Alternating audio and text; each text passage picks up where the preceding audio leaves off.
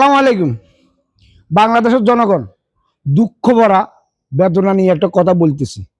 একটা লোকেকে পাত্তর দিয়া মানুষ কিভাবে মানুষকে মারে আমি জানি না। সে এক গাজাডি, ওকে তো নিষেধর হবে। আর এখন বাংলাদেশের জনগণ আর কিছু রাজনৈতিক বীররা বিএনপির বিরুদ্ধে চাপাইতেছে। ভাই, বিএনপির মধ্যে কোনো সন্ত্রাসের ঠাঁই নেই। বিএনপির মধ্যে কোনো সন্ত্রাসের ঠাঁই নেই, কোনো চাঁদাবাজের ঠাঁই নেই। বিএনপির হাইকমান্ডের অর্ডার আছে। বাংলার জনগণ বিএনপির নাম ভাঙে যারা চাঁদাবাজি করবেন, বিএনপির নাম ভাঙে যারা সন্ত্রাসী করবেন, তাদেরকে আইনে এত সমর্থ করেন। না হলে জনগণ তার বিচার করবে। তবু একটা দলকে অপরাধ যেই করে সেই অপরাধী, একটা দলের উপরে তার খোঁজা নিবে না। ঠিক আছে, কোনো অপরাধী কোনো দলের মধ্যে ঠাঁই নেই। যেরকম আওয়ামী লীগ সরকার ক্ষমতার মধ্যে থাকতে যে কোনো দোষ করছে বিএনপি করছে, যে কোনো পাত দিল, বাংলা কথা আছে না, মানে পাত দিল, বিএনপির দোষ আছে। তো ভাই, বিএনপি একটা জনগণের দল, মানুষের দল।